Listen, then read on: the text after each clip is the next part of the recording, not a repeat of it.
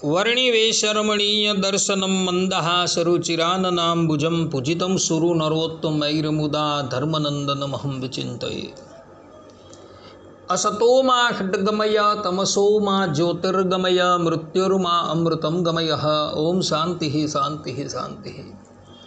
अस्मद्गुरु समारंभां नाथयामुनमध्यमां लक्ष्मीवल्लभपर्यन्तां वंदे गुरु परंपरा।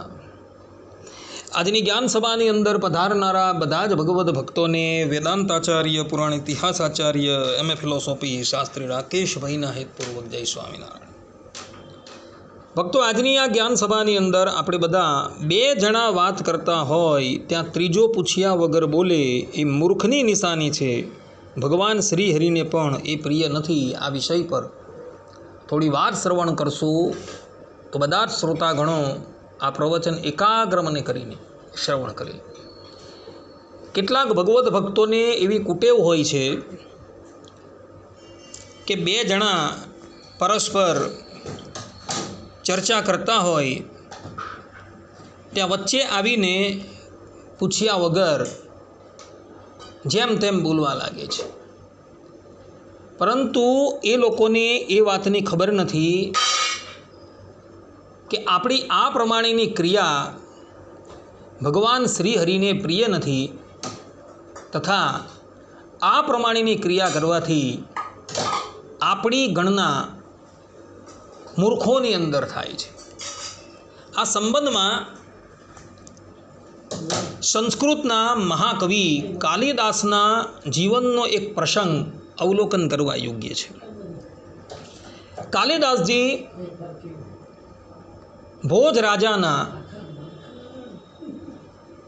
રાજ દરબારના અગ્રગણ્ય વિદ્વાન હતા। ભોજ રાજાના દરબારમાં પ્રાયઃ વિદ્વાનોનો જમાવટ થતો રહેતો હતો અને આયે દિન શાસ્ત્રોની ચર્ચા થતી રહેતી હતી અને એમાં મહાકવિ કાલિદાસ એ અગ્રગણ્ય સ્થાન ધરાવતા હતા। એક સમયની વાત હતી, રાજા ભોજના મનમાં એવો વિચાર થયો કે મારા દરબારમાં ઘણા બધા પંડિતો છે, તો આ બધા પંડિતોમાં સર્વશ્રેષ્ઠ પંડિત કોણ છે, સર્વશ્રેષ્ઠ વિદ્વાન કોણ છે, એની પરીક્ષા હું કરી લઉં। એક દિવસની વાત હતી, રાજા ભોજ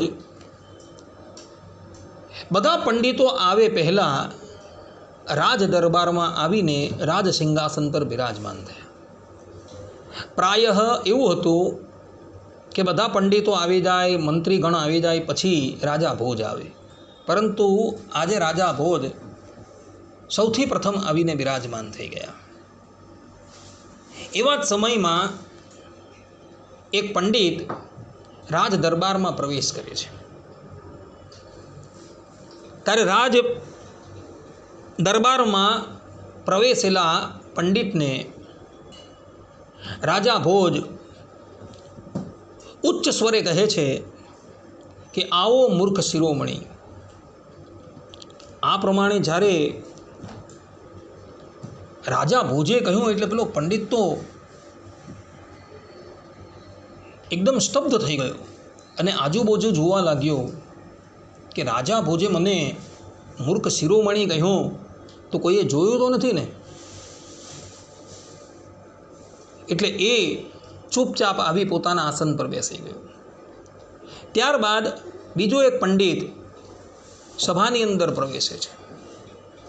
રાજા ભોજ એને પણ આવો મૂર્ખ શિરોમણી આ પ્રમાણે સંબોધન કરી બોલાવે છે। પંડિત મનોમન વિચાર કરવા લાગ્યા કે આજે રાજા ભોજના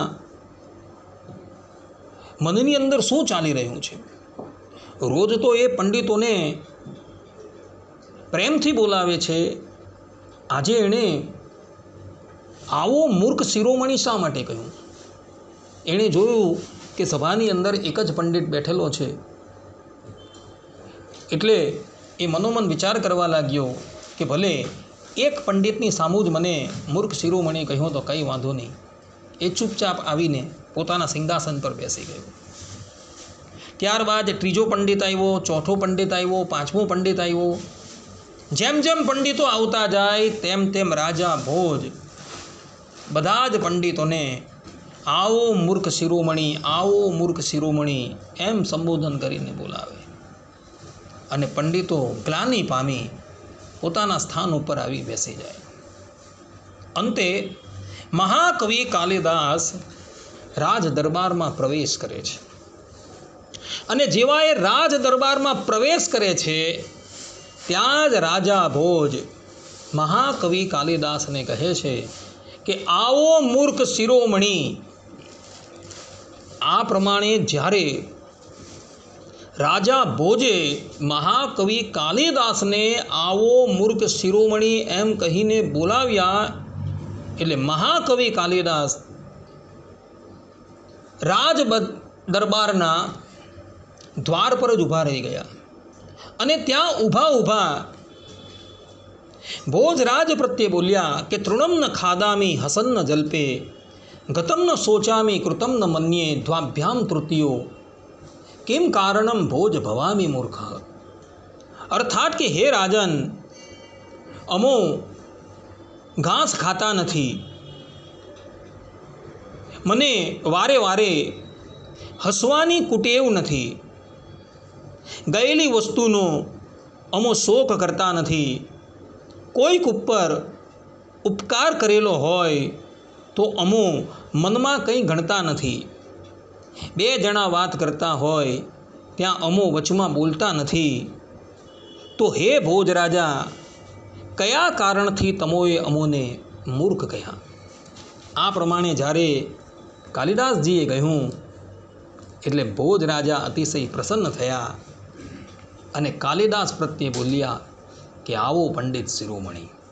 કહેવાનું તાત્પર્ય એ છે કે મારા દરબારની અંદર જેટલા પણ પંડિતો બિરાજમાન છે એ પંડિતોની અંદર સર્વશ્રેષ્ઠ પંડિત મહાકવિ કાલિદાસ છે.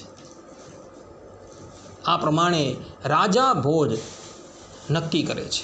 અહીં કાલિદાસજીએ મૂર્ખાઓના લક્ષણ બતાવેલા છે અને મૂર્ખાઓના લક્ષણમાં દ્વાભ્યામ તૃતીયો આ પ્રમાણે કહ્યું છે. અર્થાત કે બે જણા જ્યારે વાત કરતા હોય ત્યારે હું વચમાં બોલતો નથી. કારણ કે બે જણા વાત કરતા હોય અને તેની વચમાં જો કોઈક મનુષ્ય બોલે, અર્થાત કે પૂછ્યા વગર બોલે, તો એ મૂર્ખની નિશાની છે. અને એટલે માટે કાલિદાસજીએ અહીં જે મૂર્ખાઓના લક્ષણ ગણાવેલા છે એમાં એક મૂર્ખના લક્ષણ તરીકે દ્વાભ્યામ તૃતીયને પણ ગણાવેલો છે. એટલે આના પરથી સિદ્ધ થઈ જાય છે કે બે જણા વાત કરતા હોય અને એની વચ્ચે કોઈ ત્રીજો પૂછ્યા વગર બોલે તો એની ગણના મૂર્ખાઓમાં થાય છે. માટે ભક્તો, જ્યારે પણ કોઈક બે જણા જ્ઞાન ચર્ચા કરતા હોય તો એની વચમાં પૂછ્યા વગર બોલવું જોઈએ નહીં. અન્યથા એ બોલનારો મૂર્ખાની અંદર ગણાય છે. ભગવાન સ્વામિનારાયણને પણ આ વાત પ્રિય નથી. ગધડા અંત્યના 25મા વચનામૃતમાં ભગવાન સ્વામિનારાયણ કહે છે કે હું કોઈની આગળ વાત કરતો હું ને બોલાવ્યા વિના વચમાં બોલે તે ન ગમે. ભગવાન સ્વામિનારાયણને પણ આ પ્રમાણેની ક્રિયા ક્યારેય પણ પસંદ નથી.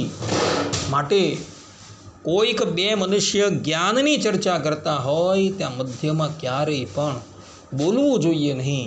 અન્યથા એ બોલનારો ભગવાનને ક્યારેય પણ પ્રિય હોતો નથી. માટે બધા જ શ્રોતાગણો આ વાત જે છે એ આત્મસાત કરી નાખે અને બે જણા વાત કરતા હોય ત્યાં વચ્ચે ક્યારેય પણ પૂછ્યા વગર બોલે નહીં. અન્યથા એ પણ ભગવાનની પ્રીતિનો ભાજી થશે નહીં. આટલું કહીને હું મારા પ્રવચનને અહીં વિરામ આપું છું. સર્વે સંતુ નિરામયઃ, સર્વે સુખીનો ભવન્તુ, સર્વત્રાણિ પશ્યન્તુ, મા કશ્ચિત દુઃખ ભાગ ભવેત અસ્તુ. જય સ્વામિનારાયણ.